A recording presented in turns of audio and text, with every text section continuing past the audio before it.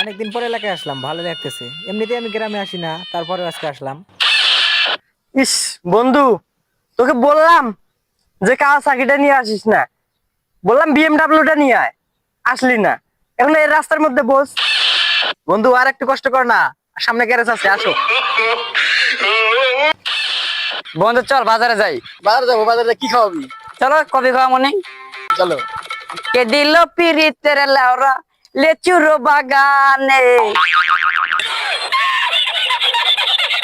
এই ছোট, এদিকে আসো তো। জি ভাই।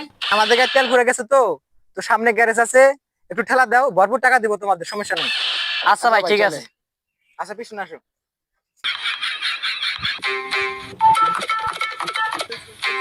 ভাই আমরা পারতেছি না। ভাই আমাদের টাকা দেন, আমরা চলে যাবো। তোমাদের টাকা দিতেছি, তোমরা ভরপুর খাবা, ঠিক আছে? আর এই আমার মতো একটা R15 নিয়ে ঘুরবা, আর আমার মতো জিম করবা, ঠিক আছে? শক্তিশালী হবা। তো এই যে নাও।